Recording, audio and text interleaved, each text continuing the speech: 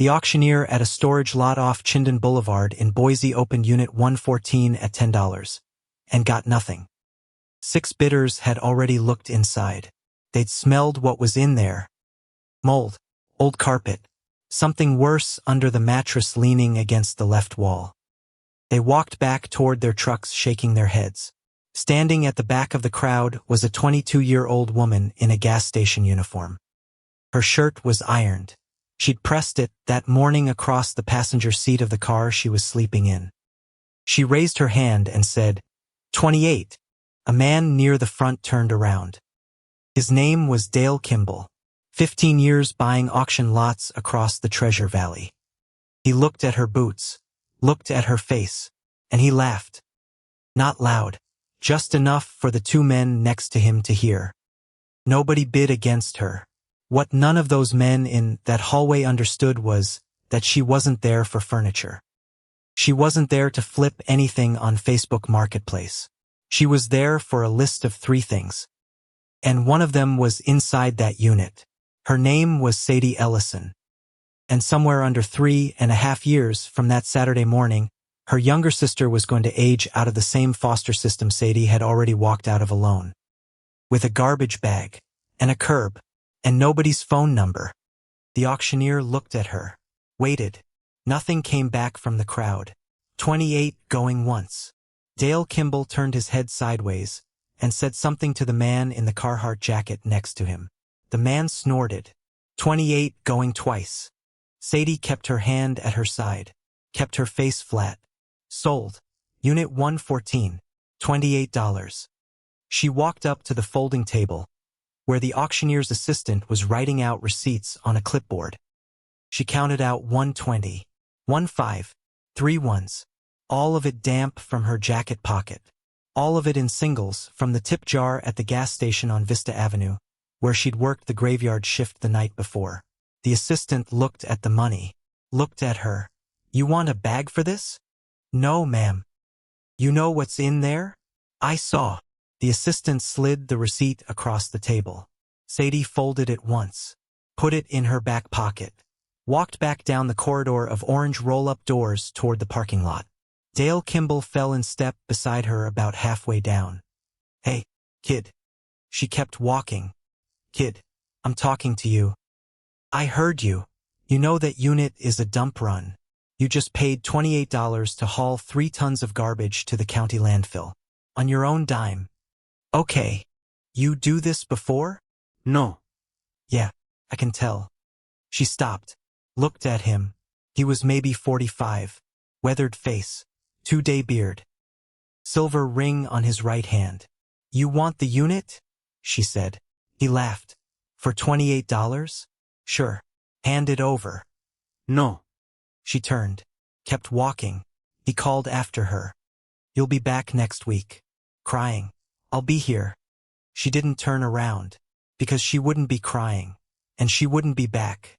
Not to sell. Not the way he meant. She got to the Buick, sat down in the driver's seat, closed the door, put her hands on the steering wheel, and held them there until they stopped shaking. Here is what Dale Kimball did not know standing in that hallway. Sadie Ellison went into the Idaho foster system at 10 years old. Her mother had been sober for 4 months at the time. Then she wasn't. There was a night with police and a caseworker and a plastic laundry basket that Sadie carried her own clothes in because there was nothing else in the apartment to carry them in. 12 years. 11 placements. 2 foster homes in Nampa. A group home in Caldwell. A therapeutic placement outside Emmett that she left after 6 months. A kinship placement with an aunt she'd never met before. In a double wide off Ustic Road that ended when the aunt's boyfriend moved back in. 2 homes in Meridian. 1 in Cuna. 1 in Garden City. A last one in Boise proper.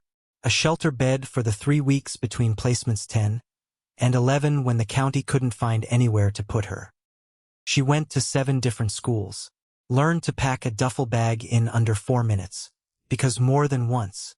That was all the notice she got. And she had a sister. Wren was 8 years younger. Wren was 2 when Sadie went in. And the state of Idaho, in its wisdom, put them in different counties. different systems, different case files. For most of Sadie's childhood, she saw her sister at supervised visits, in beige rooms, in county offices, with a box of donated toys in the corner that always had a stuffed rabbit missing an eye on top of it. She kept a count, not a diary, just numbers, in a spiral notebook she'd carried since 5th grade. On the inside of the front cover was a photograph of Wren at 5, holding a plastic pumpkin at Halloween. On the first page and on every page after that were numbers. Days since the last time she had been in a room with her sister. Some of the numbers ran into the hundreds. One of them ran to 421. Now, hold on to that notebook, because it comes back. On her 18th birthday, Sadie aged out. In Idaho, aging out is not a ceremony. There is a meeting. There is paperwork. There is a caseworker who is kind. And there is a curb. She walked out of her last placement with a black garbage bag of clothes, a bus pass, $312 in a transitional stipend, and the spiral notebook, with Wren's photograph taped inside the cover. That was March. The wind coming down off the foothills. That afternoon was cold enough that her hands went numb inside the pockets of her hoodie. She stood at the bus stop on Broadway, watched 2 buses go by, because she didn't know which one she was supposed to take. Then she took the 3rd one, because it was heated. And she was cold. For 4 years after that, Sadie was homeless in Boise. Not the version people think about. Not the version on the news. She worked. The whole time. She worked graveyard stocking at a distribution warehouse out by the airport. 28 hours a week. $6 an hour above minimum because she never called in. She worked the register at a gas station on Vista Avenue 3 evenings a week. Boss was a man named Kareem who let her keep the tip jar for herself because he said the customers only tipped when she was working. She cleaned 2 office buildings downtown on weekends. Contract cleaning. Cash under the table. $60 a night. And when she needed a 4th job, she started delivering lunch orders on her days off for a sandwich place on Idaho Street that couldn't afford a driver. For jobs, she slept in a 1996 Buick Century. She'd bought it off a guy in Boise for $800 her 2nd month out. Slept in it that same night because the room she'd been renting turned out to have a mold problem, that turned out to be a landlord problem, that turned out to be a keys thrown at her in the driveway problem. She parked the Buick in the corner of a laundromat parking lot on State Street, behind the dumpster, where the light didn't reach. The laundromat was called Larson's Wash and Fold. It was attached on the other side of a shared wall to a small diner. Ruthie's. Same building, same owner. Open 5 to 2, 7 days a week. The owner was named Ruthie Larson. She was 68 years old. She'd been widowed at 52.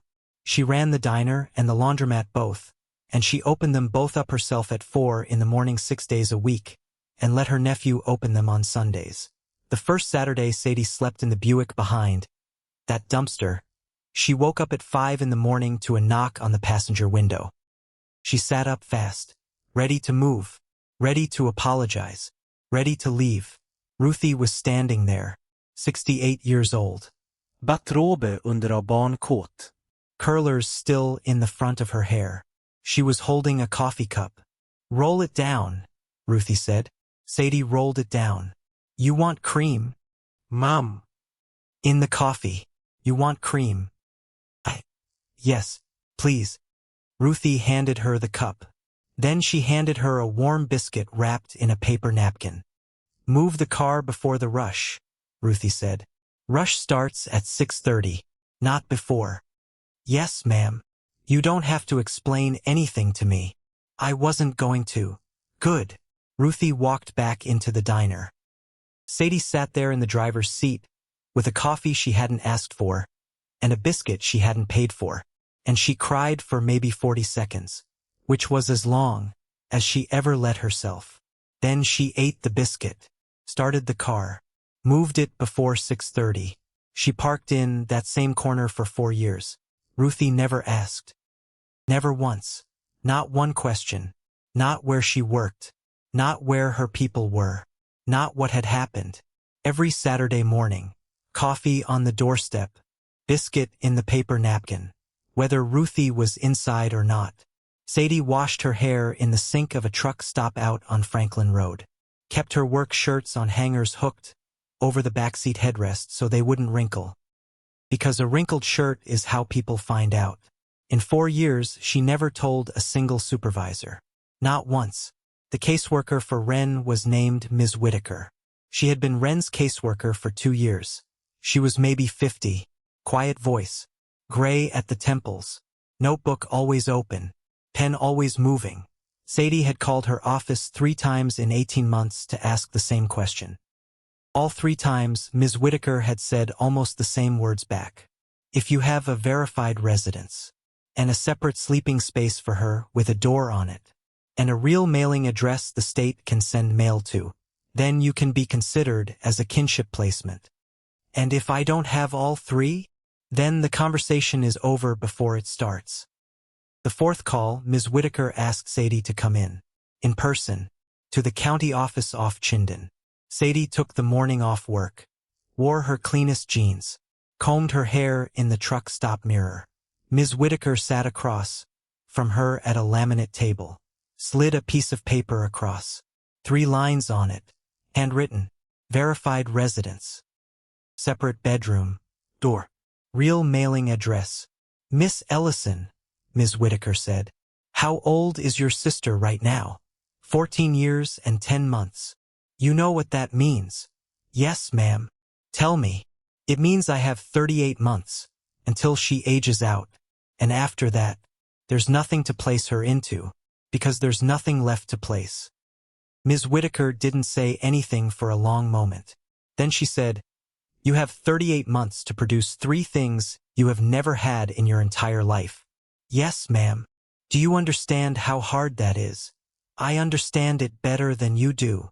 Ms. Whitaker looked at her. Then she smiled. Just a little. Yes, she said. I imagine you do. Sadie stood up. I want to be clear about one thing, Ms. Whitaker said. I am not required to help you. My job is Wren, and what is best for Wren is stability. If you cannot give me all 3 of those, then when Wren turns 18, she walks out with a garbage bag. The same way you did. I know. Then get to work. Sadie put the piece of paper in her back pocket, folded neatly so the corners lined up. She kept it there for the next 34 months. She'd heard about storage auctions from a guy at the warehouse. His name was Jerome. He worked the same graveyard shift she did.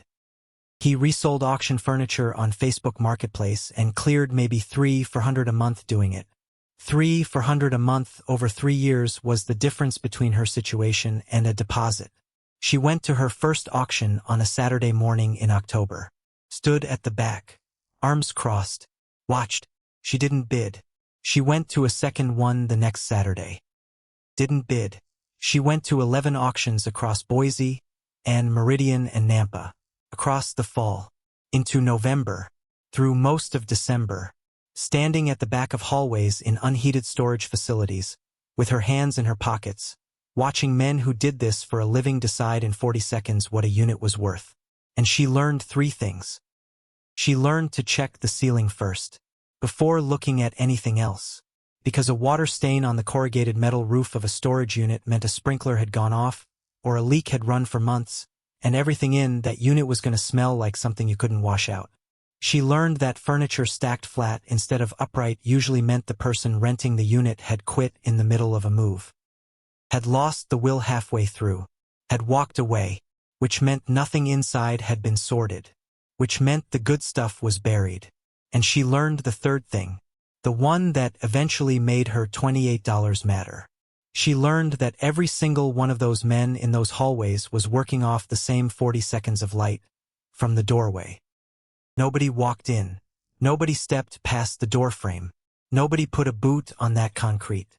It was a rule, a norm, an unwritten thing, which meant if you could see something 40 feet back, in the dark, behind everything else, you were the only person in the crowd who was actually looking.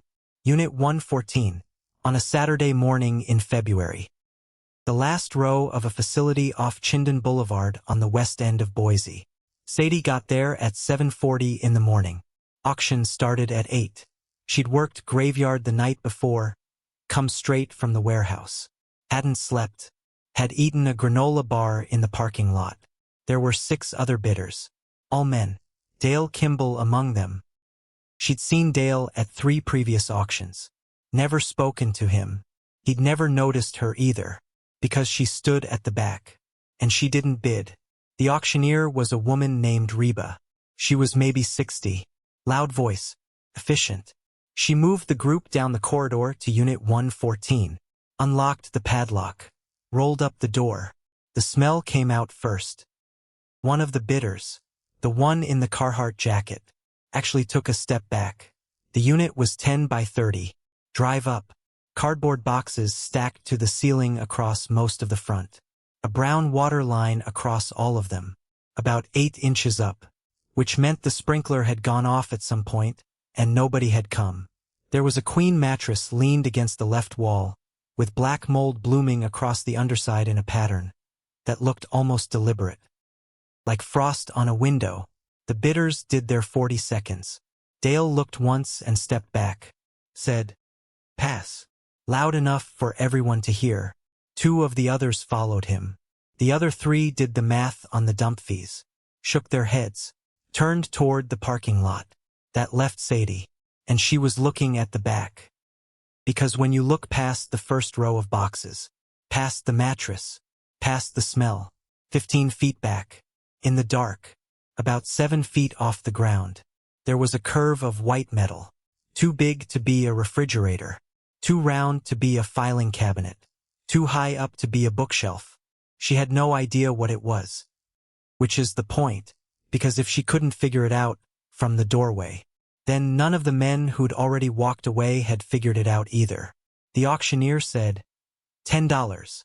Nobody moved. $10, do I have 10? Silence. Reba looked around. She was about to declare it a no sale, which meant the facility would have to clear it themselves. Which meant Reba wouldn't get her cut. Sadie raised her hand. 28. Reba blinked. Looked at her. 28. Do I hear 30? Dale turned around then. That's when he saw her for the first time. That's when he laughed.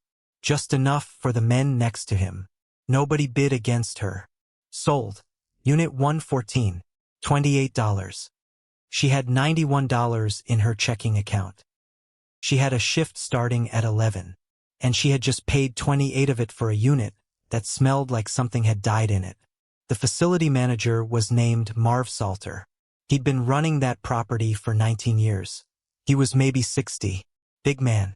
Silent man. He had a face that made most people not ask him a second question. She went to his office after the auction, signed the paperwork, got her copy of the padlock code. You got 72 hours, he said, to clear it out. That's the rule. I know. You don't got 72 hours. She looked at him. You got 1 person and a Buick. I have a system. He looked at her for a long second. Miss, he said, in 19 years, I've watched a lot of people buy a lot of units they couldn't clear. Yes, sir. I'm going to give you until next Sunday. Not 72 hours. Next Sunday. Thank you. Don't thank me. If it's not out by next Sunday, clear it, and you pay the dump fee. Understood. She turned to leave. Mississippi. She turned back. You gonna tell me what you're doing? No, sir.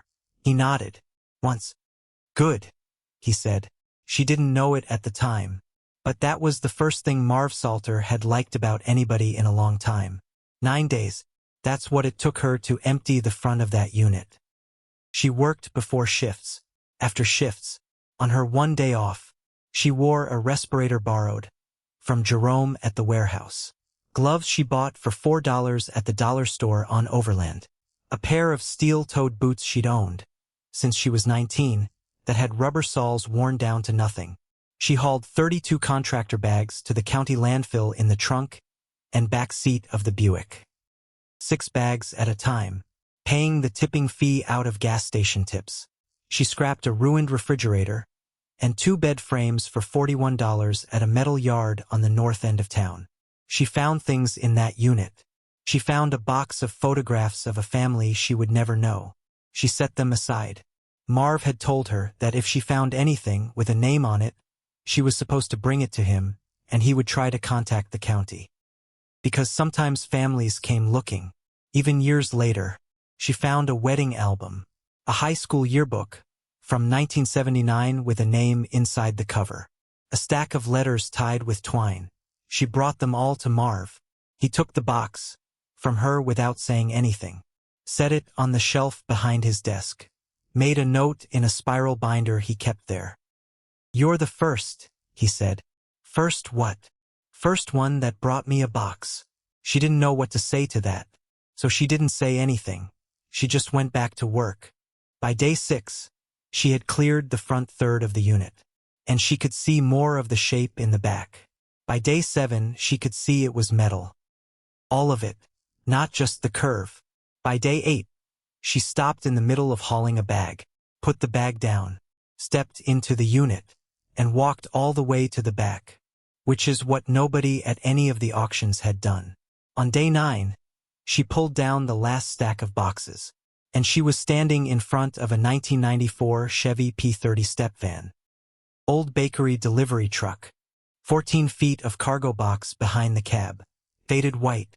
There was the ghost of a company logo sanded off the side panel and never repainted.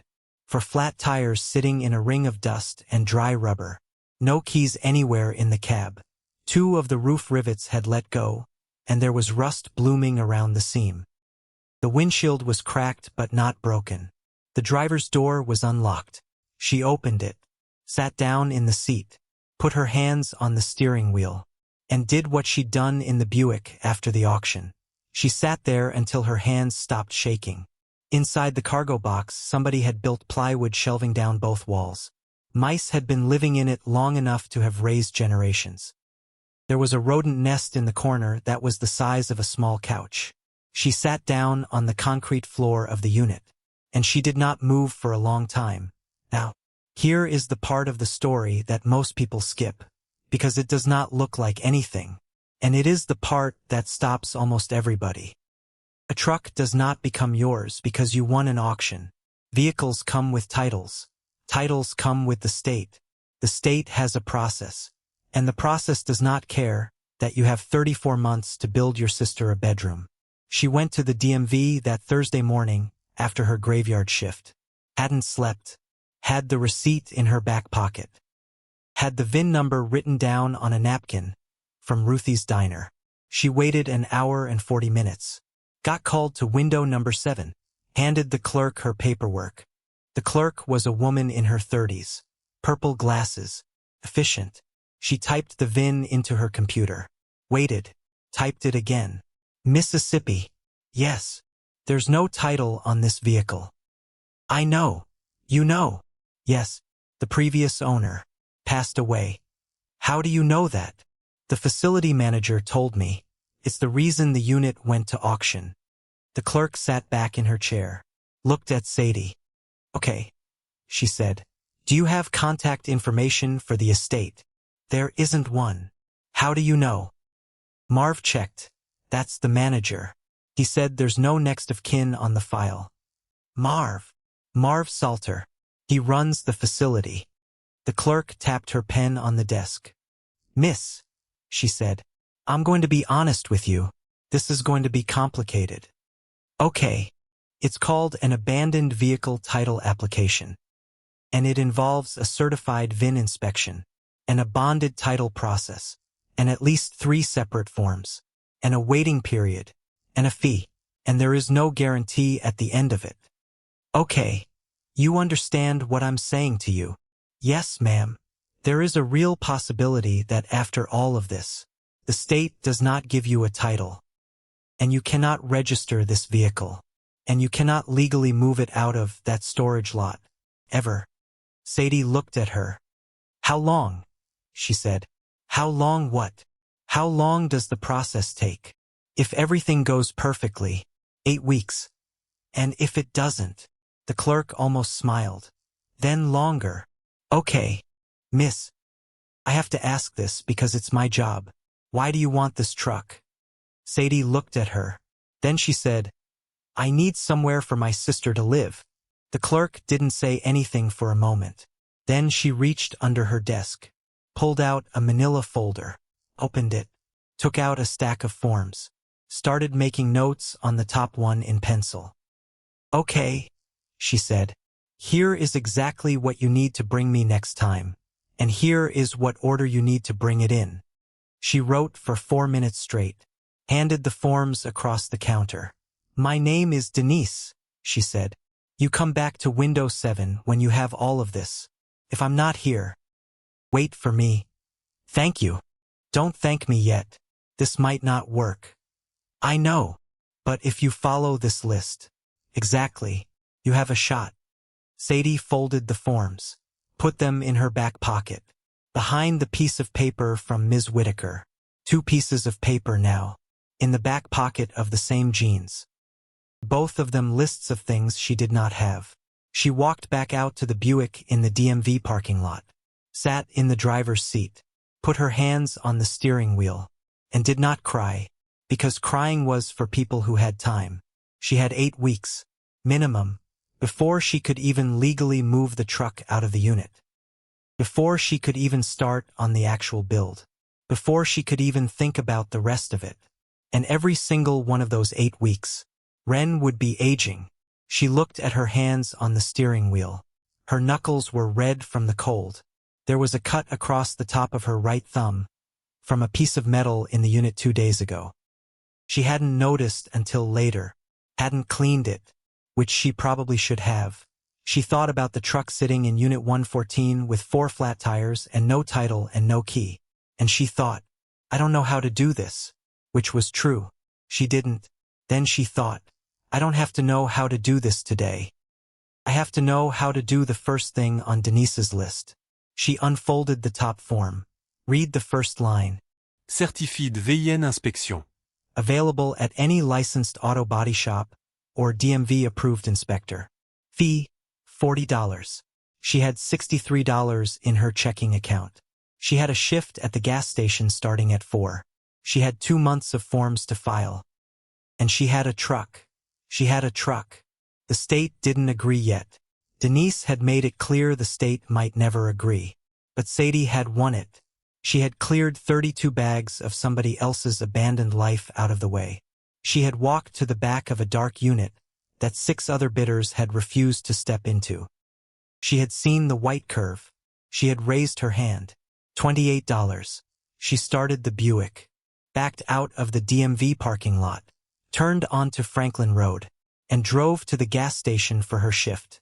That night, at 2 in the morning, she sat in the Buick behind Ruthie's dumpster, opened the spiral notebook, turned past all the old numbers.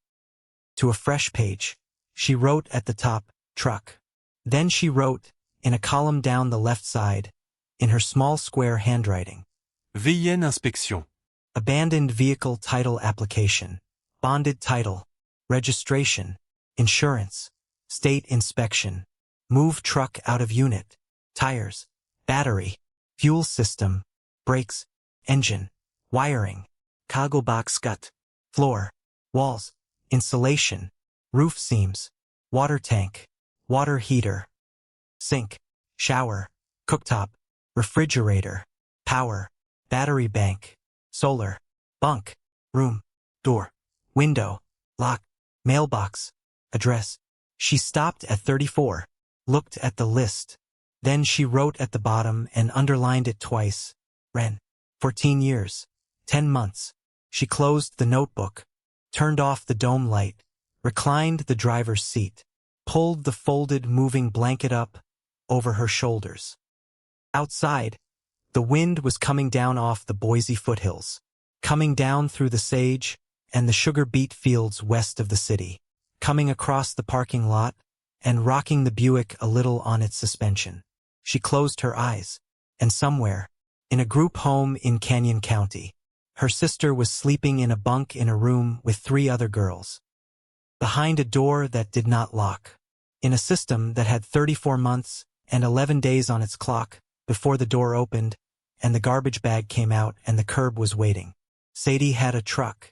The state didn't agree yet, but she had a truck, and she had a list, and she had a woman named Denise at Window 7 of the Ada County DMV who had written the list for her in pencil. Because Sadie had told her the truth, and Denise had heard something in it, and Denise had reached under her desk for a manila folder. Somewhere in Sadie's chest, in the dark, in the Buick, under the moving blanket, was the smallest possible thing. Not hope. Hope was too big a word.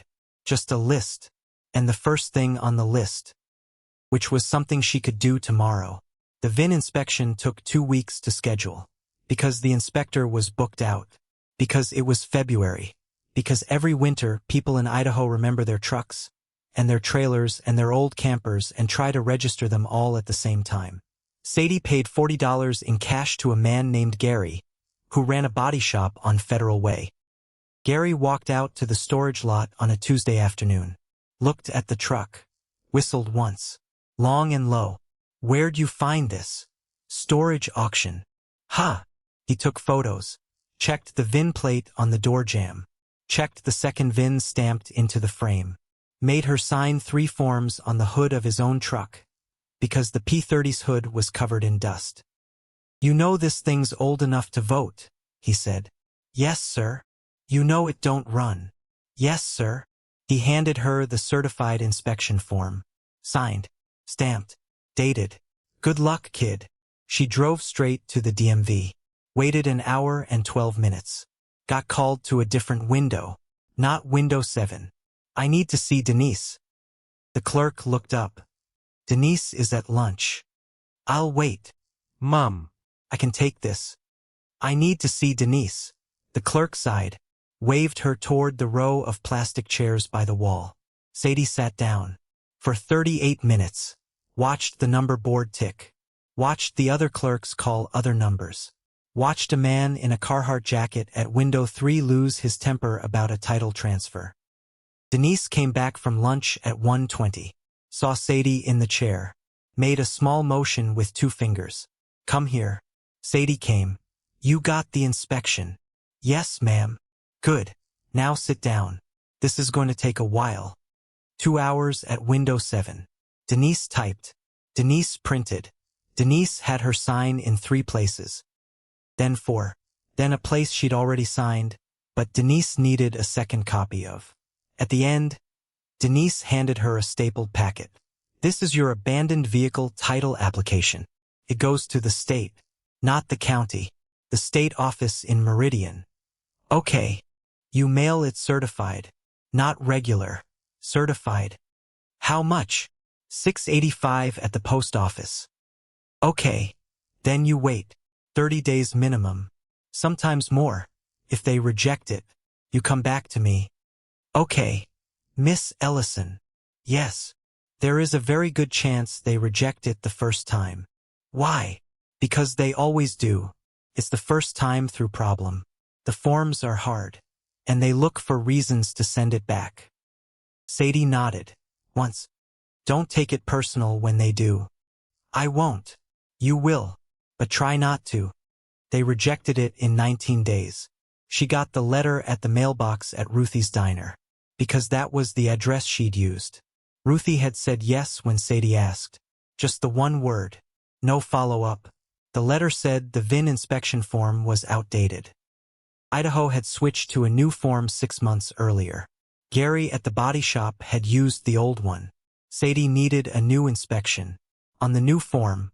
From a new inspector. Because Gary was no longer on the state's approved list. Which nobody had told Gary. She sat in the Buick in the diner parking lot and read the letter 3 times. Then she folded it into thirds, put it in the glove compartment, and drove to Gary's shop. Gary was under a Silverado when she got there. She stood by the front tire and waited. He rolled out on his creeper. "Kid." "Gary, your inspection form is expired." He looked at her. "Say that again." "The form. The state doesn't use it anymore. They changed it. 6 months ago. They rejected my title." Gary sat up on the creeper, ran a hand across his forehead, left a black smear. "Well, hell. Yes. I gotta redo it. Do you have the new form?" Non.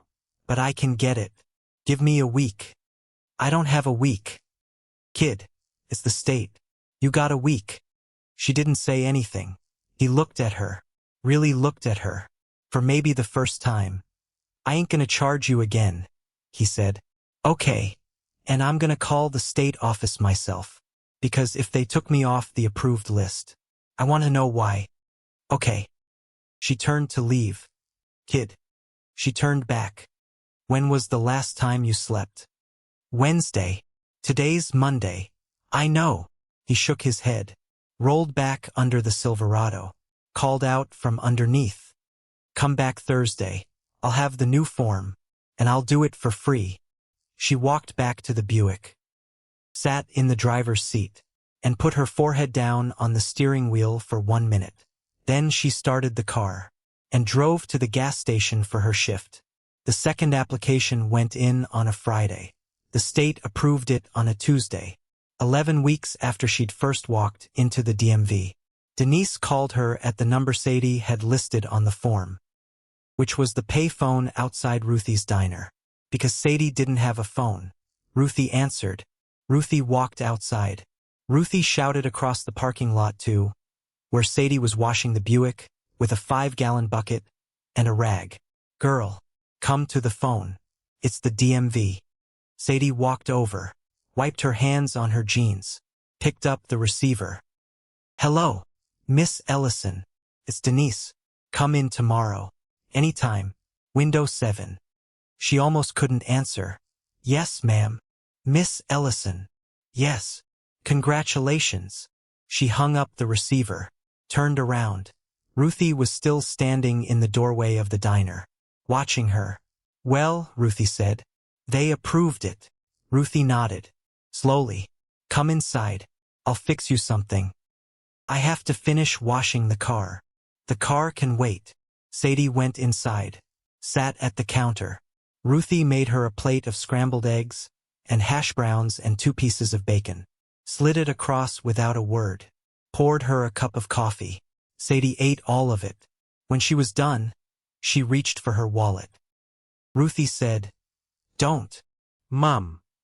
Don't insult me. Sadie put her wallet away. She said, Thank you. Ruthie said, Move the car before 6:30. She got the title on a Tuesday in July. Denise slid it across the counter.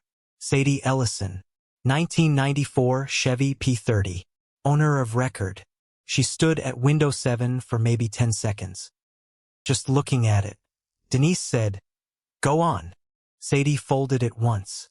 Put it in a manila envelope. Put the envelope inside her jacket. Walked out to the Buick. Sat down.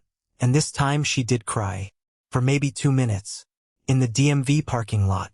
In the driver's seat. With her forehead against the steering wheel. The first thing she had ever owned. That the state of Idaho agreed she owned. Requirement 1. She had it on paper. She just couldn't move it. Because a title truck sitting on 4 flats inside a storage unit is a very large paperweight. Marv Salter was at his desk when she came in that afternoon, reading a paperback western with the cover half torn off. He looked up, marked his page with a strip of receipt paper. Closed the book.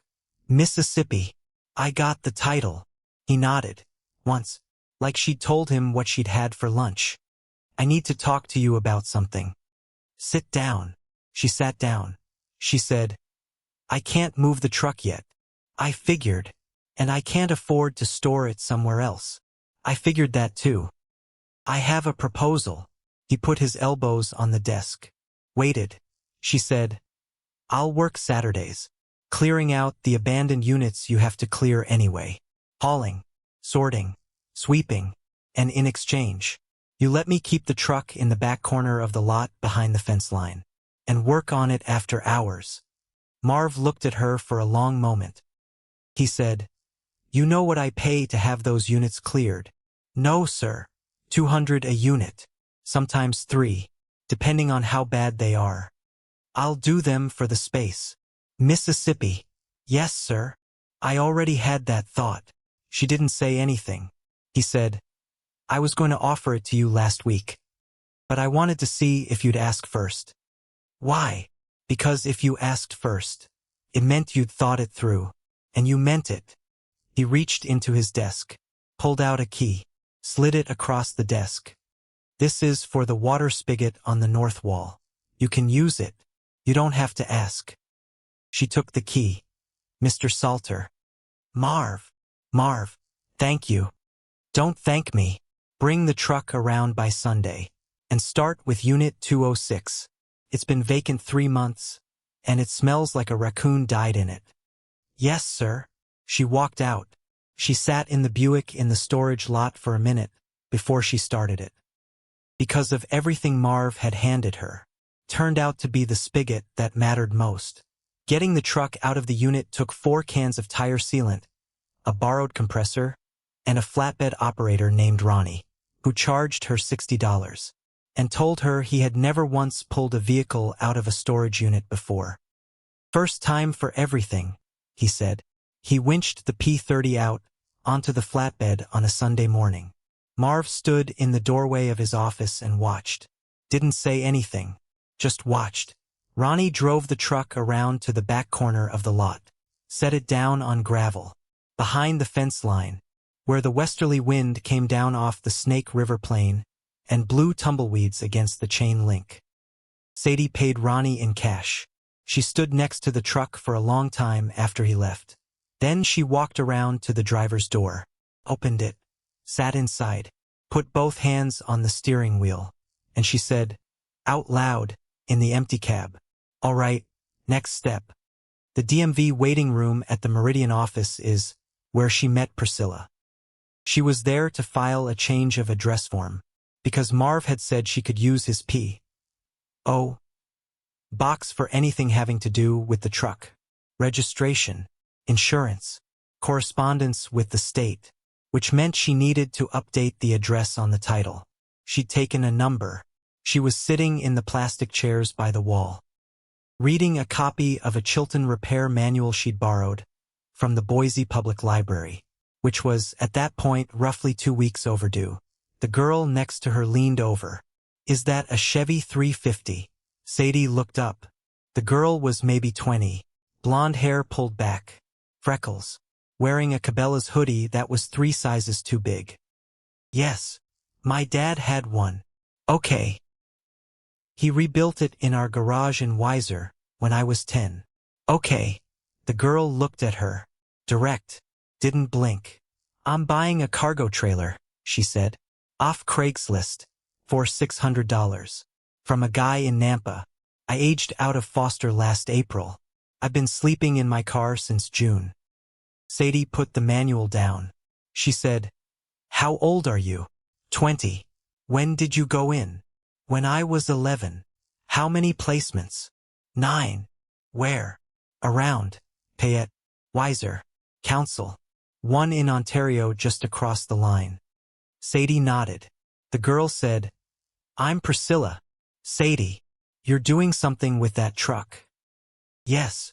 Building it into a house." "Yes. That's why you have the manual." "Yes." "How long?" 11 weeks so far. Since the auction. It doesn't run yet." "How long till it does?" "I don't know." Priscilla looked at her.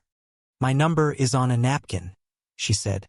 She reached into her hoodie pocket, pulled out a Denny's napkin, wrote a number on it in ballpoint pen, handed it to Sadie. "If you figure it out," she said. "Teach me." Sadie took the napkin. She said, "I can't promise anything. I know. I'm not qualified to teach anybody. You will be, when you're done." Sadie folded the napkin, put it in the manual. Between the pages on break bleeding, the intercom called Priscilla's number. Priscilla stood up. "Sadie." "Yes. Don't quit." Then she walked to the counter. Sadie sat there with the manual in her lap, and the napkin folded inside it. She didn't know it at the time, but she just met the reason all of this would eventually mean something bigger than a truck and a sister. The mechanic showed up on a Sunday in late July. She'd been working on the fuel system for 6 hours. The fuel in the tank had turned to varnish. She drained it into a 5-gallon bucket. The smell was in her hair. She heard a truck pull up on the gravel behind her. She didn't turn around. A voice said, "That's IP30. Yes. 1994. Yes. Chevy 350. Yes." She turned around. The man was maybe 26. Dark hair. Grease under his fingernails. Jeans with a hole in the left knee that was from wear and not from fashion. He was standing next to a Silverado with the hood scratched from years of a toolbox sliding around in the bed. "Who told you I was here?" she said. "Marv. You know Marv. Marv's a customer." "Of what?" "My shop. Ortega Fleet and Diesel. Mile and a half up the road." Imcal. She wiped her hands on a rag. Didn't offer to shake. "Sadie. Marv said you're rebuilding it. Trying to. By yourself." "Yes. Can I look?" "Look." He walked around the truck. Twice. Slow. She watched him.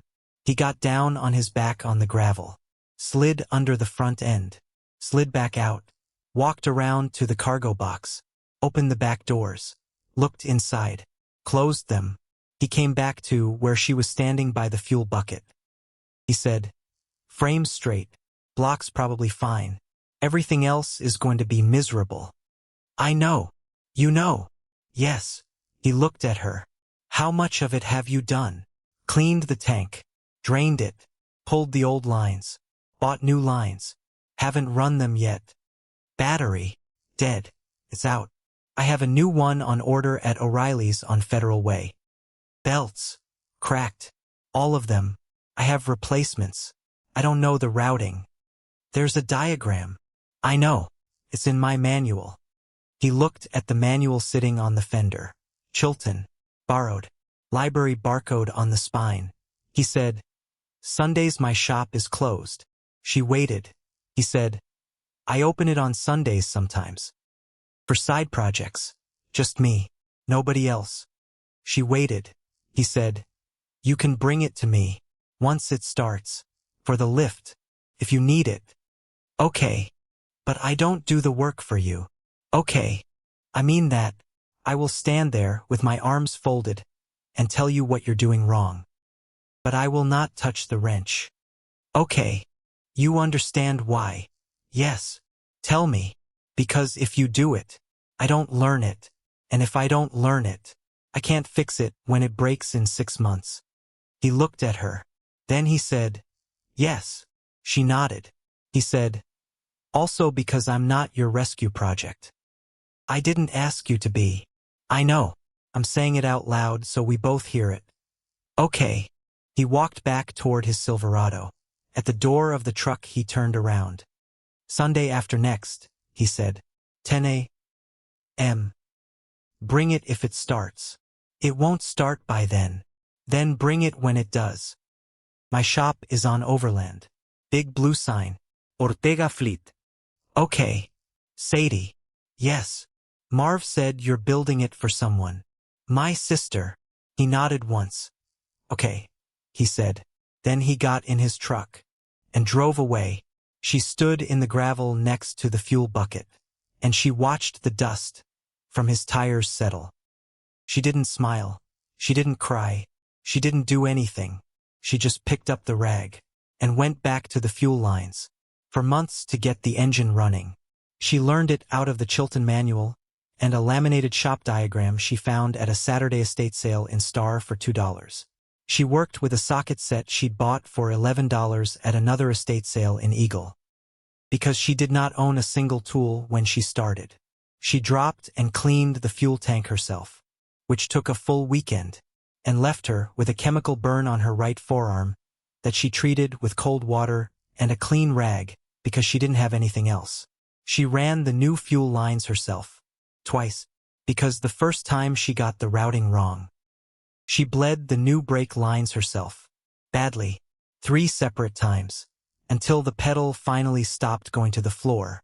She learned that brake fluid eats paint. She learned that the correct bleeding sequence is passenger rear, passenger front, driver front. She learned that if you do it wrong, air stays in the line and you have to start over. She pulled a rebuilt starter off a wrecked truck at a salvage yard in Caldwell for $35. Installed it herself. Wrong the first time, right the second time, which took her 20 minutes of arguing, with the underside of the engine bay, with a flashlight in her mouth.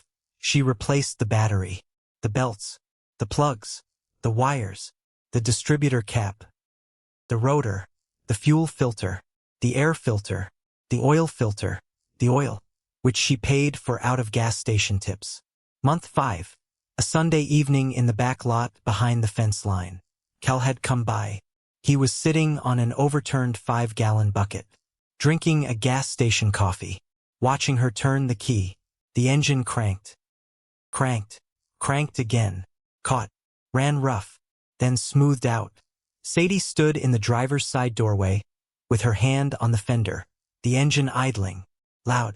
Uneven. But running. She started crying, which she has described since as embarrassing in front of a man she barely knew. Cal, sitting on his overturned bucket, took a sip of his coffee and said, "Cut it out. Listen to the exhaust note. You've got a leak." She wiped her face with her sleeve, left a black grease smear across her cheek. She said, "Where?" He said, "Come here." She came around to the back of the truck. He was already on the ground under the tailpipe. He pointed. She looked. There was a small hole in the exhaust manifold gasket. Rusted through, blowing exhaust out sideways in a soft puff every time the engine fired. He said, "You've got 2 options. Replace the gasket, which means pulling the manifold, which is a project, or use a wrap, which is a band-aid, won't last, but gets you to registration." Registration. Yeah, you can't drive it legal until it's registered. But you can't register it until it passes inspection. And it won't pass inspection with a leak like that. So the wrap. Yeah, for now. Where do I get it? O'Reilly's. $12. Okay. He stood up, brushed gravel off the back of his jeans. He said, "Sadie." "Yes." He said, "That's a big deal. That it started." She said, "I know." He said, "No, I mean, that's a big deal." She looked at him, then she nodded. Once, he got in his Silverado, drove away. She stood in the back lot behind the fence line, with her hand still on the fender, and the engine still ticking as it cooled. She knew what was next. Now was the actual build. She gutted the cargo box first. Everything came out. The plywood shelving, the nests, the old rubber matting, every screw, every bracket, every staple. She took the floor down to bare metal with a wire wheel on a borrowed angle grinder. Treated the surface rust with a phosphoric acid converter she bought at Napa.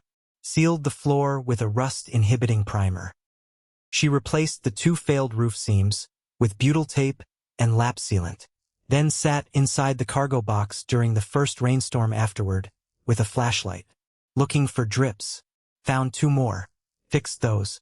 The floor came out of an elementary school, Meridian Elementary, on Main Street, built in 1957, closed the previous year when the district consolidated, being stripped before demolition.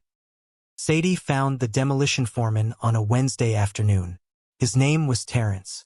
Big man, coveralls, hard hat. She said, "I'll help load and sweep for nothing, if I can have the gym floor."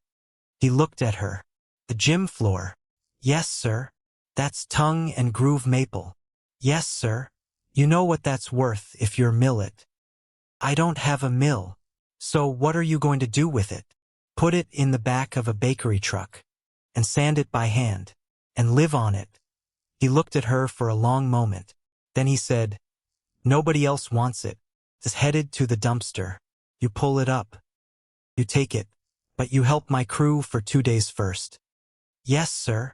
She spent Saturday and Sunday of that week helping his crew load debris into roll-offs, sweeping, hauling, carrying 2x4s out to the parking lot.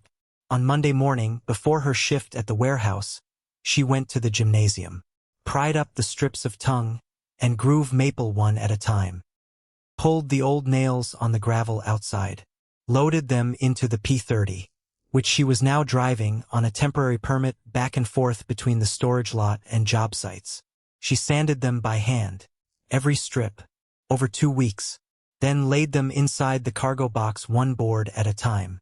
There are still faint painted lines, from the free throw arc running across the floor of what would become her kitchen. She left them there, deliberately. She has said, since that she does not intend to ever replace that floor. Insulation came from a subdivision going up in Cuna. She asked the site superintendent for the rigid foam offcuts that were headed to the dumpster. Got a truck bed full for the cost of hauling them away. She cut every piece to fit between the wall ribs with a bread knife. Sealed the gaps with canned foam.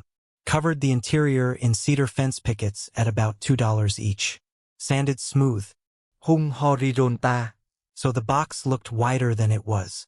Water tank came out of a bench she built into the driver's sidewall. 35 gallons. Fresh.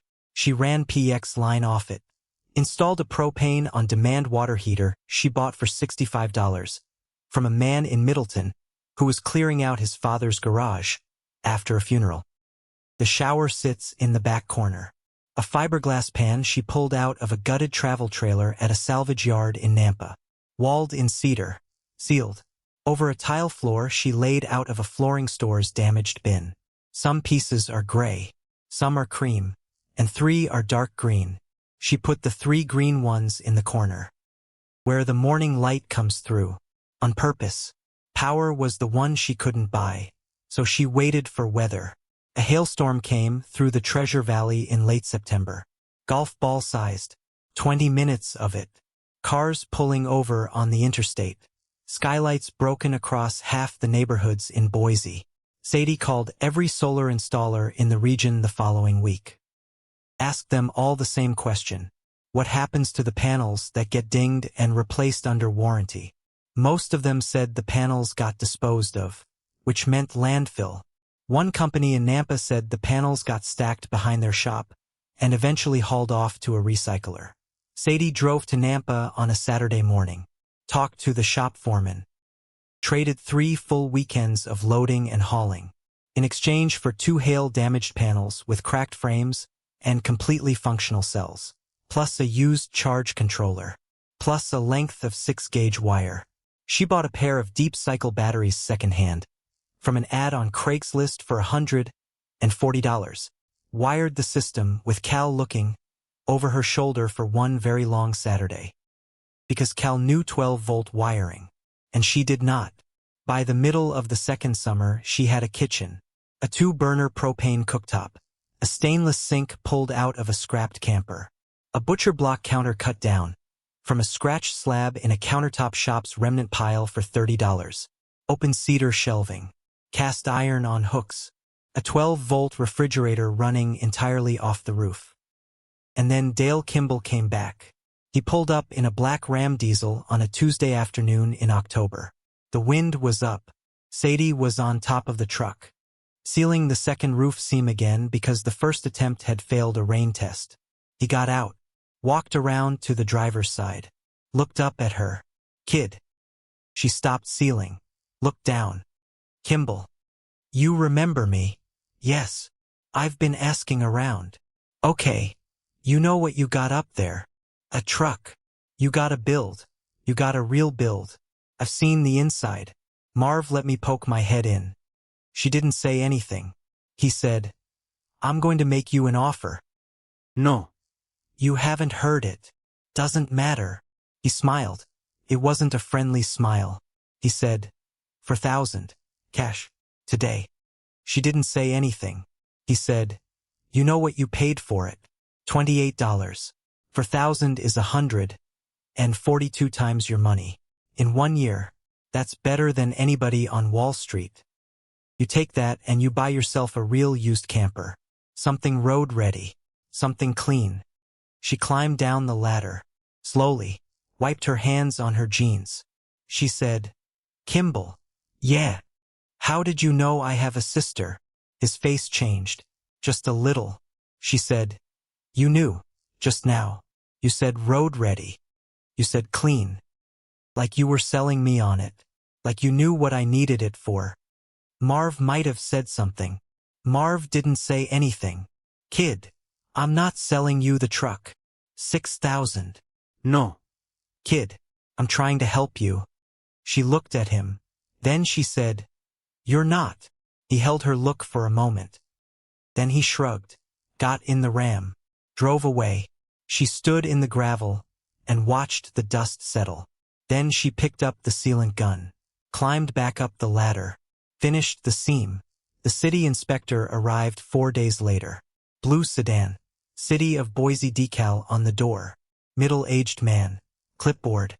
He said, Miss Ellison? Yes. I got a complaint about a residential structure being built on this property without permit. She looked at him. She said, It's a truck. He said, I know. Trucks aren't structures. That's what I'm here to determine.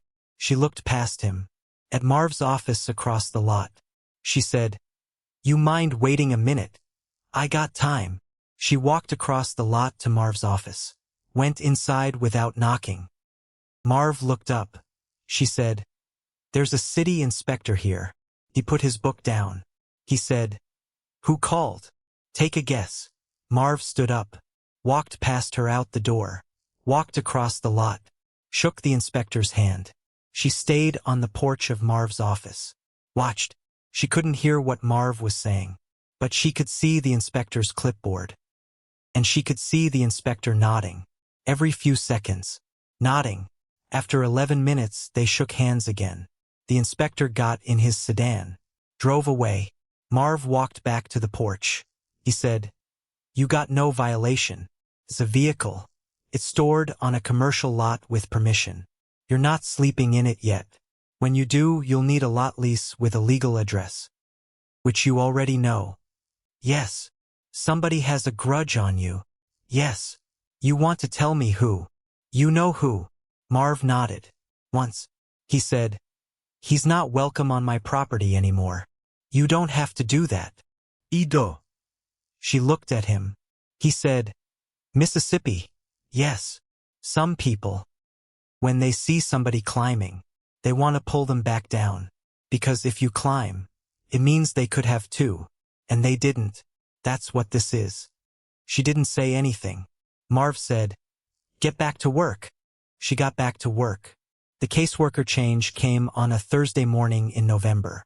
She was at the Ada County office to give Ms. Whitaker an update. She'd been giving updates every 3 months, documenting progress, photos of the build, receipts for materials, letters from Marv confirming the lot arrangement. She checked in at the front desk. The receptionist said, Ms. Whitaker is no longer with the department. What? Ms. Whitaker transferred, as of last Friday, to the Idaho Falls office. She didn't tell me. It was a short notice transfer. Family situation. Who has my sister's case? Ms. Halvorson. Let me see if she can meet with you. Sadie sat down in the waiting room. Ms. Halvorson came out 15 minutes later. She was in her late 30s. Blonde hair pulled back tight. Suit jacket. She did not smile. Miss Ellison. Yes. Come with me. They went to an office. Sadie sat. Ms. Halvorson sat across from her. Ms. Halvorson said, I have reviewed your file. Okay. You are attempting kinship placement of a minor in a converted commercial vehicle. Yes. I am going to be honest with you. I have never approved anything like this before. Sadie waited. Ms. Halvorson said, Ms. Whitaker's notes indicate she was inclined to approve, assuming the 3 requirements were met. Yes. I am not Ms. Whitaker. I understand.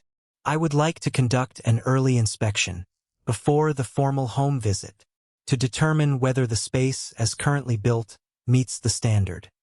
Okay. Tomorrow morning. Tomorrow. Yes. The build isn't finished. I know. Sadie's chest tightened. She said, Ma'am, I still need 6 weeks, at least, to finish the room, and the door, and the mailbox. Ms. Halvorson said, I understand, but I want to see it now. so I know what I'm evaluating in 6 weeks. Sadie said, "Yes, ma'am." Ms. Halvorson came to the storage lot the next morning at 10.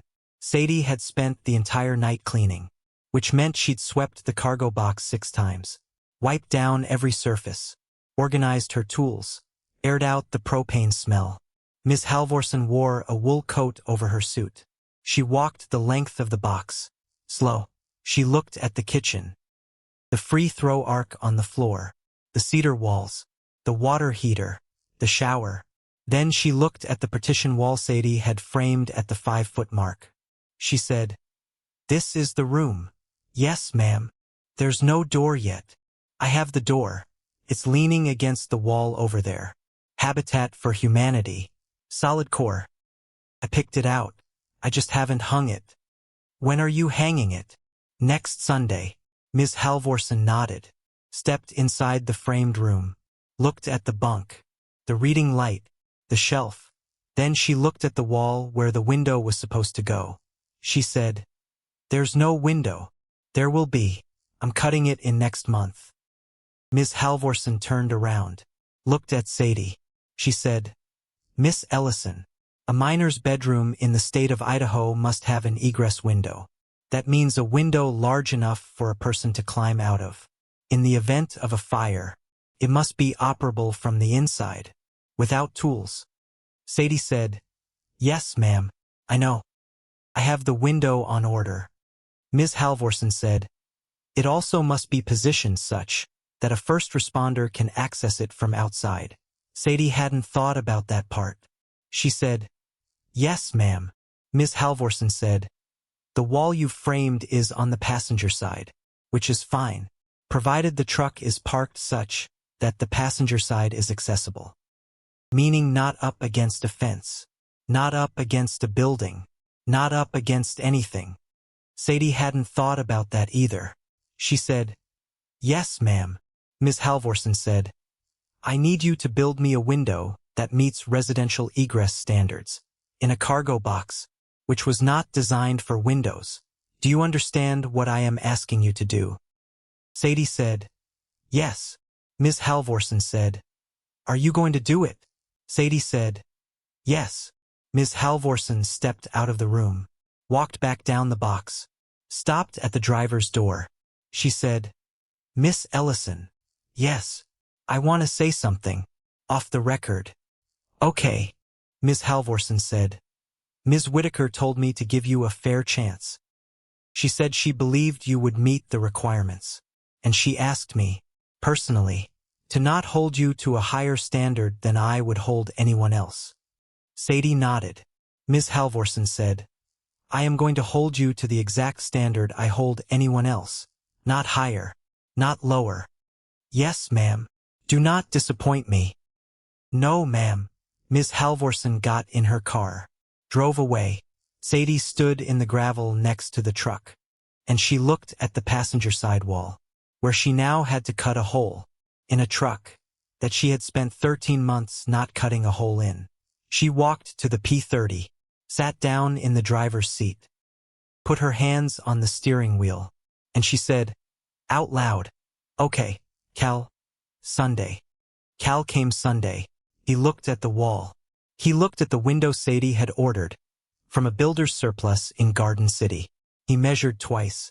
Then he measured a third time. He said, "This is going to be miserable." "I know. We're going to have to reinforce the frame after we cut." "I know. And we're going to have to weatherproof the seam." "Butyl. Then a second layer of lap sealant. Then a trim ring." "I know." He handed her a jigsaw. He said, "You're cutting." She said, "I figured." She held the jigsaw in her hands, looked at the wall. Cal said, "Sadie." "Yes." "You've done everything else on this truck yourself." "Yes." "This is the last big thing before the room is done." "I know. You cut this window, and you cut it clean, and your sister gets a window in her room that opens and latches, and she can climb out of if she needs to." Sadie nodded. She said, "Cal." "Yes." "Thank you." He said, "Cut the window, Ellison." She turned on the jigsaw, and she started cutting. The blade hit the metal. The truck vibrated under her hands. Metal shavings sprayed across her forearms. Cal stood behind her with his arms folded. Because that was the arrangement. He didn't touch the wrench. He didn't touch the saw. He just stood there. And he made sure she did it right. Because a 14-year-old girl in a group home in Canyon County had grown into a 17-year-old girl in the same group home. And she needed a bedroom. And the state of Idaho was not going to accept a suggestion of one. The phone at Ruthie's diner rang at 3:17 in the morning. Sadie was in the Buick, behind the dumpster, asleep for maybe 40 minutes. She heard it through the diner wall, because the phone at Ruthie's has a bell inside it that rings loud enough to carry across a parking lot in the middle of the night. She sat up. Ruthie's diner was closed at 3 in the morning. Nobody called Ruthie's diner at 3 in the morning. Except, she got out of the Buick, walked across the frozen lot. Her breath went white in the January air. She had a key to the back door. Ruthie had given it to her the previous winter, in case she needed to warm up. She unlocked the back door, walked past the fryers, past the flat top, into the front room where the pay phone hung on the wall by the counter. She picked up the receiver. Ruthie's. There was a long pause on the line, then a voice she hadn't heard in 6 weeks. Sadie. Her sister's voice. Sadie's chest went cold. Wren. I need you to come get me. Where are you? Nampa. Where in Nampa? A gas station. On 12th Avenue. The Chevron. There's a payphone outside. Are you hurt? No. Are you alone? Yes. How long have you been outside? There was a pause. 2 hours. Sadie put her forehead against the wall next to the payphone. She said, Stay there. Don't move. Don't go inside. Don't talk to anyone. I am on my way. Okay. Wren. Yes. You're going to be okay. She hung up. She stood there for maybe 5 seconds, not moving. Then she walked back through the diner, locked the back door, ran to the Buick. Her hands were shaking so badly it took her 3 tries to get the key in the ignition. Nampa is 23 miles from Boise. She got there in 18 minutes, because there was nobody on I-84 at 3:30 in the morning in January, because her hands were on the wheel, and her foot was on the accelerator, and her chest was full of something that wasn't fear and wasn't panic but was some third thing that didn't have a name. The Chevron was on the corner of 12th Avenue and Karcher. She pulled into the lot. She saw Wren sitting on the concrete curb next to the payphone, wearing a hoodie, no coat, jeans, sneakers with no socks, arms wrapped around her knees, face turned into the fabric of the hoodie. Sadie stopped the Buick, got out, left the door open, walked to the curb, sat down next to her sister. Wren looked up. Wren was 17 years and 8 months old. She had grown 4 inches since the last time Sadie had seen her outside a supervised visit. Her hair was longer. Her face was thinner. She looked like a stranger, and she looked like the 4-year-old in the plastic pumpkin photograph at the same time. Sadie took her jacket off, put it around her sister's shoulders. Wren said, I couldn't stay. Sadie said, Okay. There was a girl in my room. She wouldn't leave me alone. Okay. I told the house manager. He said I was making trouble. Okay. And I couldn't sleep. I haven't slept in a week. Okay. So I left. Sadie put her arm around her sister's shoulders, pulled her in. Wren put her face against Sadie's shoulder, and she cried. Not loud, not big, just quiet, the way a person cries when they've been holding it in for years. Sadie held her.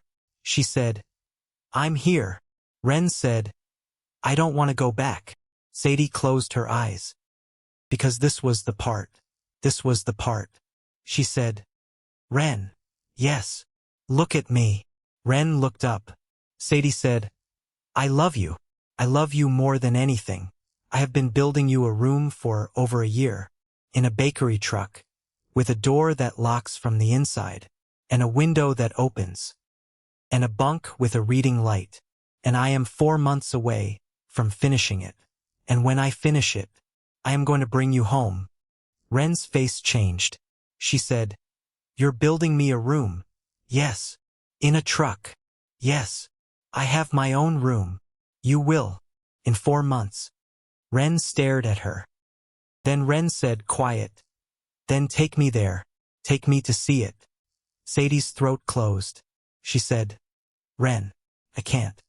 "Why?"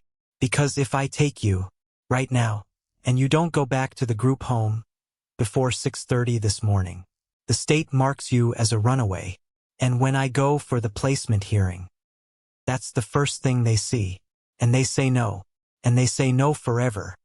Wren said nothing. "And Ms. Halvorsen, your new caseworker, is not Ms. Whitaker.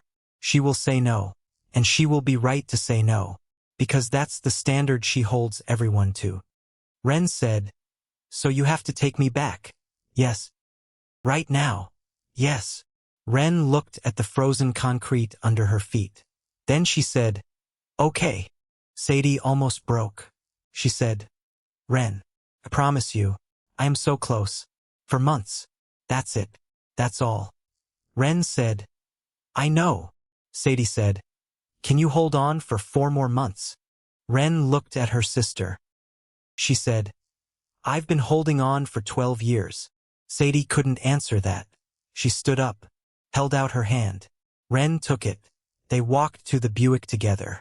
The drive back to Canyon County was 31 minutes. Neither one of them said a word. Sadie parked in the group home parking lot at 5:47 in the morning. The lights were on inside, meaning the house manager had already reported Wren missing, meaning there would be paperwork, meaning there would be consequences. Wren got out of the car. She turned around before she closed the door.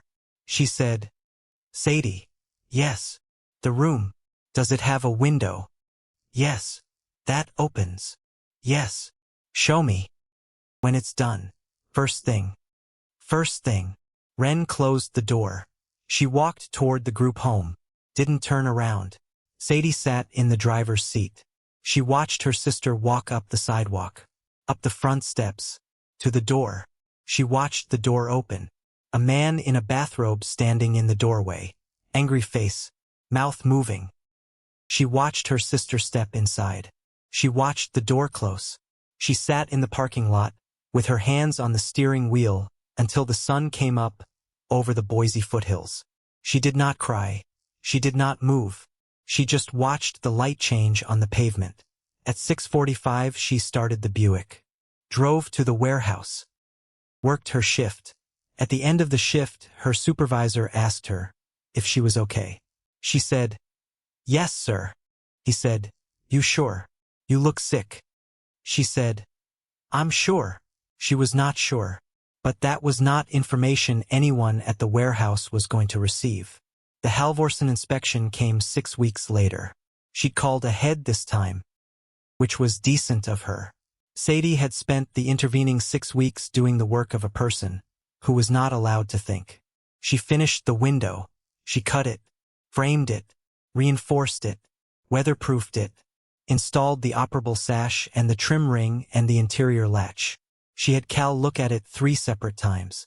He said it was fine. Then he said it was better than fine. Then he said, "Ellison, you cut a residential egress window in a step van. Nobody does that." She hung the door. Solid core. Habitat for Humanity. $38. She carried it to the truck on her shoulder, from the store on Overland Road. Took her 2 stops to rest her arms on the walk from the parking lot. She sanded the door, painted it a soft cream color, because the color of a bedroom door matters. To a girl who has never had one. She hung it. She measured the swing. She installed the interior latch. She installed the interior deadbolt. Not because deadbolts are code for a bedroom. Because a person who has never had a door of their own needs to know it locks. From the inside, without asking permission, she built the bunk.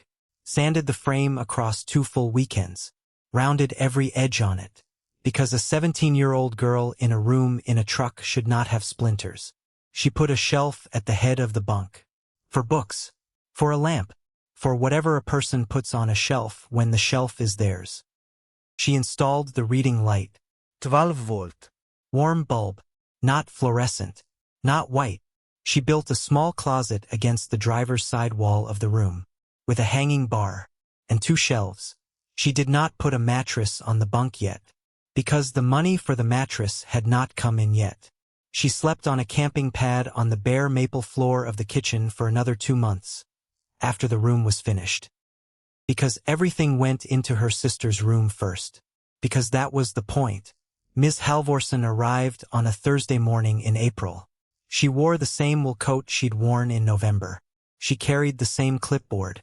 She stepped inside the cargo box. She walked the length of it. Slow. She looked at the kitchen. She looked at the free-throw arc under the butcher block. She looked at the water heater, the shower, the propane shut off. She looked at the smoke detector on the ceiling, the carbon monoxide detector next to it. She turned to Sadie. She said, "Test both." Sadie pressed the test button on the smoke detector. It shrieked. She pressed the test button on the CO detector. It shrieked. Ms. Halvorson nodded. She walked to the wall, to the door. She stood in front of it. She said, "This is the room." "Yes, ma'am." She opened the door. She stood in the doorway. She looked at the bunk, at the reading light, at the shelf, at the closet, at the window with the screen in it. She stepped inside. She walked to the window. She unlatched it, slid it open, looked out through it at the gravel lot. She closed it, latched it. She stepped back out of the room. She said, "Miss Ellison, yes, this residence is appropriate, and the sleeping space is separate and secure. I am approving the kinship placement." Sadie could not speak. Ms. Halvorson said, "I will file the paperwork today. There is a review period of 10 business days. If the state does not raise any concerns, Wren will be released to your custody at the end of that period." Sadie nodded. Ms. Halvorson said, 10 business days. From today is May 15th. Sadie said, "Yes, ma'am." Ms. Halvorson walked to the door, turned around. She said, "Miss Ellison." "Yes, you did this by yourself." "No, ma'am." "No." "A man named Cal, and a man named Marv, and a woman named Ruthie, and a woman named Denise at the DMV, and a demolition foreman named Terrence, and a solar company in Nampa, and a man named Wesley Calloway who rented me a pad, and M.S. Whitaker before you. They all helped." Ms. Halvorson looked at her. She said, "Yes, that is how it works." She walked out. Sadie stood in the middle of the truck. She looked at the door of the room. She said, out loud, 10 business days. But before the story tells you about May 15th, it has to tell you about one more night. The night before the home visit. At 11:20 in the evening, Sadie was standing in the cargo box doing one final check. She'd cleaned the truck for 3 days. She'd polished the butcher block counter. She'd washed the cedar walls with an oil soap. She'd checked the propane shut off, the water heater, the shower drain, the cooktop. She reached up and pressed the test button on the smoke detector. Nothing happened. She pressed it again. Nothing. She pressed it a third time. Nothing. She said out loud, "No." She pressed the test button on the CO detector. Nothing. She pressed it again. Nothing. She said out loud, "No, no, no, no, no." Because both batteries, dead, at the same time, the night before the home visit. Because the smoke and CO detectors had been installed 13 months ago. And a 9-volt battery lasts about a year. And she had not thought about it. Because who thinks about it? Except Ms. Halvorson was going to press those buttons in the morning. And if they didn't shriek, Ms. Halvorson was going to write in her clipboard, "Not appropriate." Sadie stood in the middle of the cargo box, looked at the 2 dead detectors, looked at her watch, 11:23. The nearest 24-hour store that sold 9-volt batteries was the Home Depot on Federal Way, which was 40 minutes each way. In light traffic, she grabbed her keys, ran to the Buick, started it, drove, not fast, because a cop on I-84 at midnight in April was going to pull her over, and she did not have time. She got to Home Depot at 12:15 in the morning. The store was almost empty. A man in a Home Depot apron was pushing a broom near the front. He was maybe 50, beard, ball cap. She walked up to him.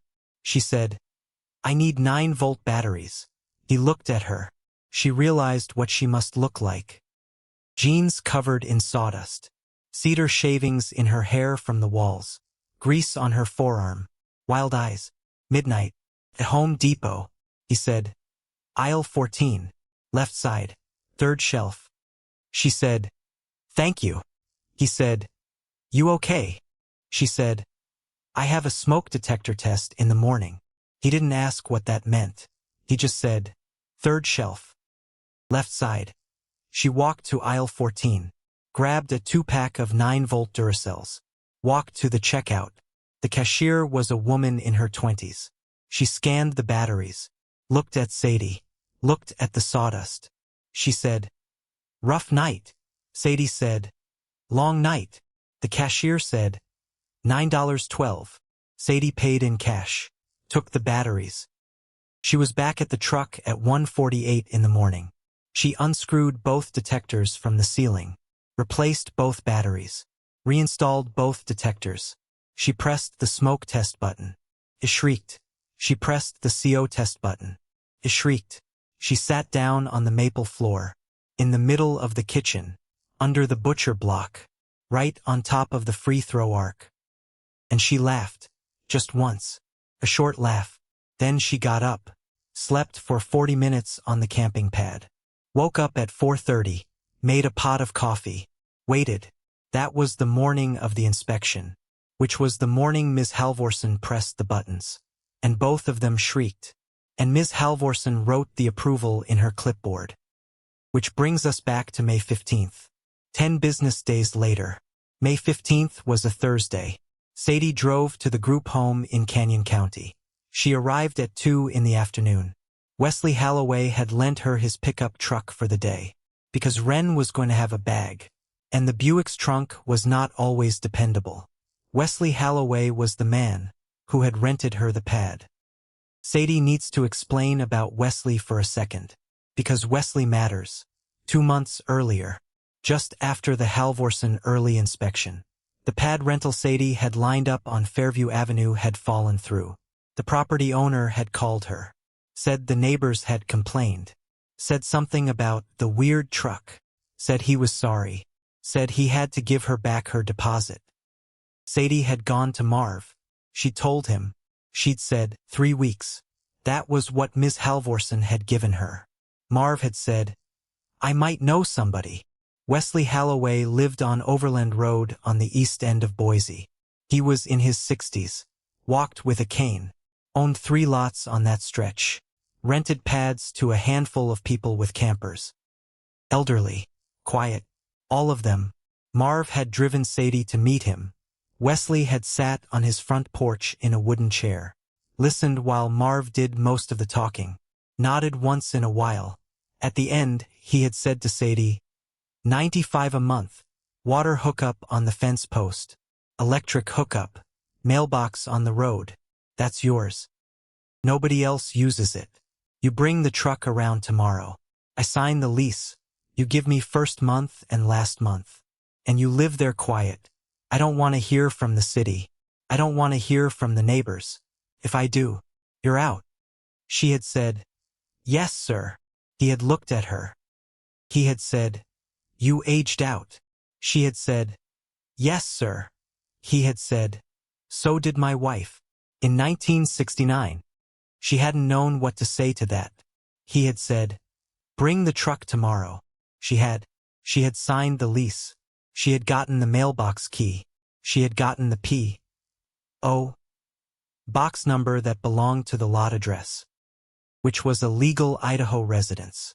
She had taped a folded piece of paper with her name on it inside the mailbox door. That had been requirement 3, and Wesley Calloway's wife had looked up from her crossword puzzle at the kitchen table. when Sadie signed the last line, and she had said, without looking up, "Congratulations, honey." That was Wesley. That was who had lent her the pickup truck on May 15th. Wren came out of the front door at 2:17. She was carrying one bag. Just one. Just like Sadie had. She walked across the parking lot to the truck. She didn't say anything. She got in the passenger seat. Sadie said, "Hi." Wren said, "Hi." They drove. Neither of them said a word for the first 20 miles. Then Wren said, "Sadie." "Yes." I'm scared. "I know. I don't know how to have a room." "You'll learn." "What if I don't know how to be your sister?" Sadie's hands tightened on the steering wheel. She said, "Wren, you have been my sister since I was 10 years old. You don't have to learn how." Wren looked out the window. She said, "Okay." They got to the lot on Overland Road at 3:40 in the afternoon. Sadie parked, turned off the engine. She said, "Come on." They got out. Sadie unlocked the side door of the cargo box. Opened it. She said, "You go first." Wren stepped inside. She stood in the doorway for a moment.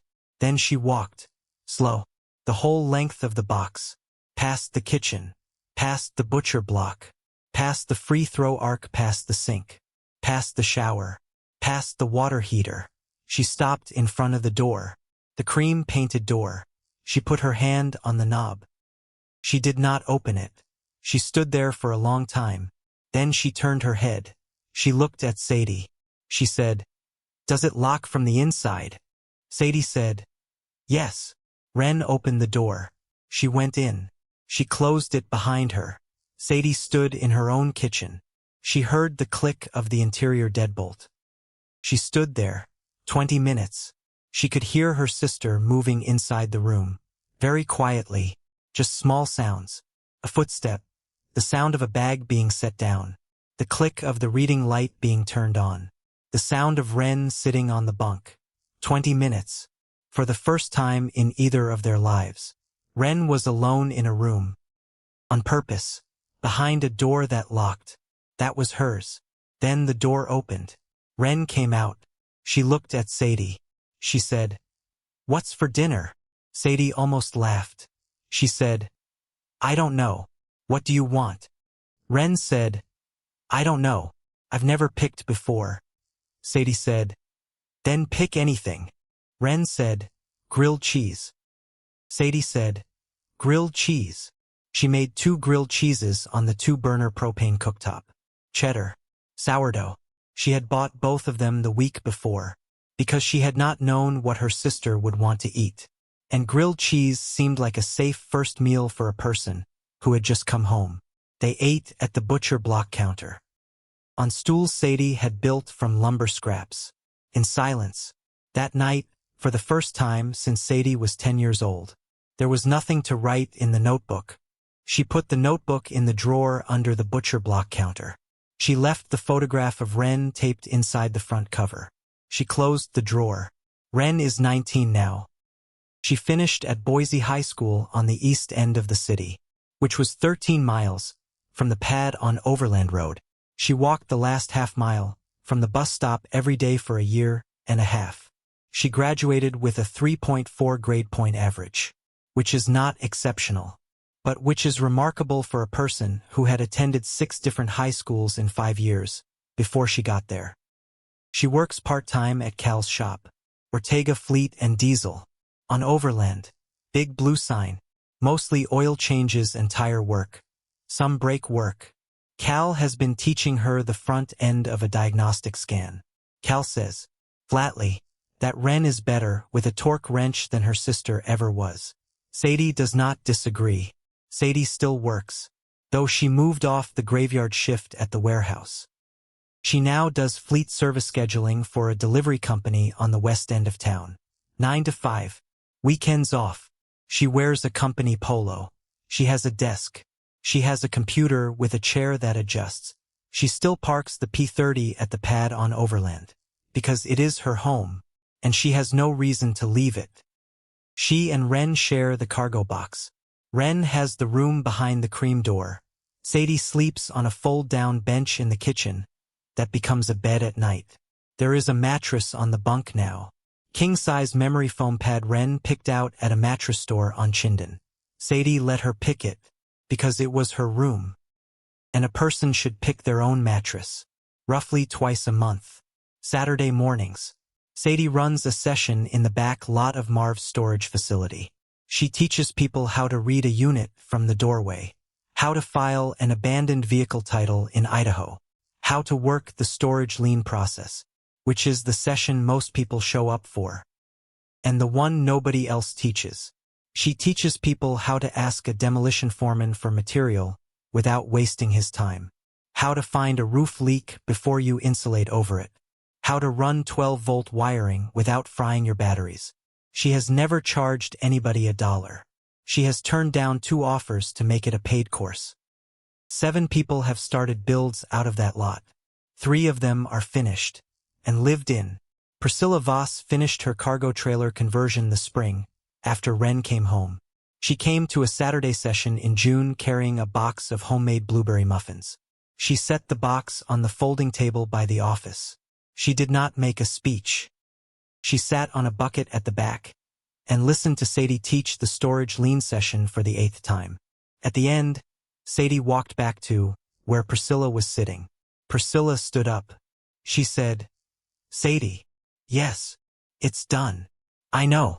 I saw the pictures. I have a mailing address and a legal residence. And I registered for a class at the College of Western Idaho for dental hygiene in the fall." Sadie looked at her. She said, "Priscilla, yes. I told you at the DMV I was not qualified to teach anybody." Priscilla said, "You were wrong." Sadie said, "Yes, I was." They stood there for a moment. Then Priscilla said, "There's another girl, named Coraline. She aged out in March. She's sleeping in her car in Boise. I told her about the Saturday sessions." Sadie said, "Bring her." Priscilla said, "I already told her that." She walked back to her truck. Sadie stood in the gravel and watched her drive away. She said quiet to nobody, "That's how it works." Ruthie Larson comes by on Saturdays now. She brings pie, peach cobbler in the summer, apple in the fall. She sets it on the folding table next to the coffee urn. She does not charge for it. She does not accept gas money for the drive. She sits on a folding chair at the back and watches the sessions. One Saturday in October, after everyone had left, Ruthie stayed. Sadie was folding up the chairs. Ruthie said, "Sit down for a minute." Sadie sat down. Ruthie said, "I want to tell you something." Sadie waited. Ruthie said, "In 1994, I took in 2 foster children, a boy named Cody and a girl named Marcy. Cody was 8. Marcy was 5. They were with me for 3 years. Then the state moved them out of the county for adoption, to a family in Coeur d'Alene. I never saw them again." Sadie looked at her. Ruthie said, "I never told anybody, because when you take in kids, and they go, it's not something you talk about, it's something you carry." Sadie said, "Ruthie." Ruthie said, "The first Saturday I saw you sleeping in that Buick behind my dumpster, in your work shirt, ironed, 22 years old." She stopped.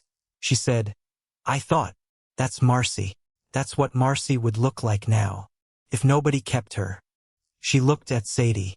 She said, "I did not know then that Marcy had a whole life. In Coeur d'Alene. With people who loved her. I did not know she was fine. I just thought, if I make sure this one girl gets a coffee and a biscuit on a Saturday morning, just this one, then maybe, somewhere, somebody is doing that for Marcy too." Sadie could not speak. Ruthie said, "You did more than I ever thought you would." Sadie said, "You did more for me than you know." Ruthie said, "I know." They sat there for a long time. Then Ruthie stood up, walked to her car. Sadie folded up the last of the chairs. Cal came by the lot on a Saturday in November. He was not there for a session. The session had ended 2 hours earlier. He walked up to the truck. Sadie was on top of the roof, sealing a seam, because she was always sealing a seam. It is the price of owning a 30-year-old step van in Idaho. She looked down, saw him. He was holding something in his hand. She climbed down the ladder. He held it out to her. It was a mug. Ceramic, cream-colored, with a small chip on the rim, painted with a hand-drawn design of a sagebrush. He said, "This was my mother's." She looked at him. He said, "She passed in September. I've been going through the kitchen. She had 6 of these. I kept 2. My sister took 2, and there are 2 left." Sadie said, "Cal." He said, "She used to say a person should have a mug that fits their hand. I've watched you drink coffee out of a gas station cup for the last 2 years." Sadie looked at the mug in his hand. She said, "I can't take this." He said, "You can." She took it. The mug fit her hand. Cal said, "I'm not asking for anything, Ellison." Sadie said, "I know." He said, "I just wanted you to have it."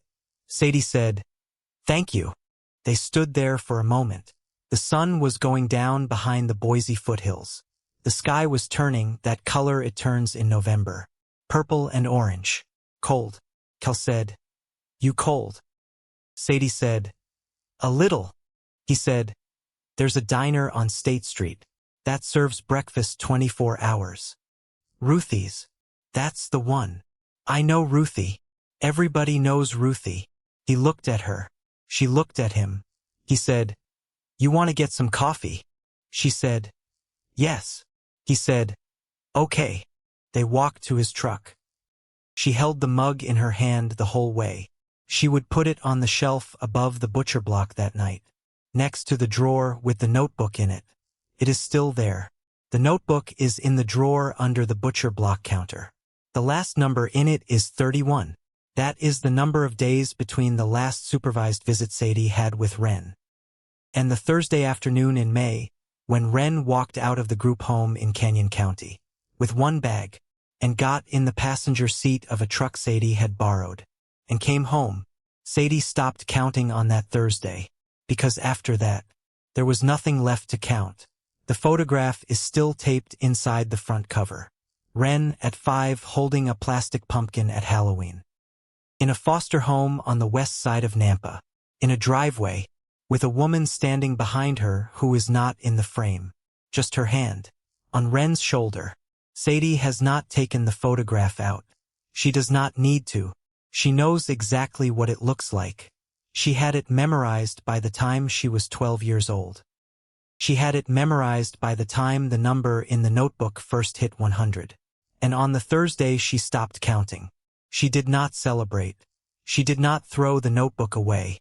She did not tear the photograph up. She put the notebook in the drawer. She closed the drawer. She started dinner.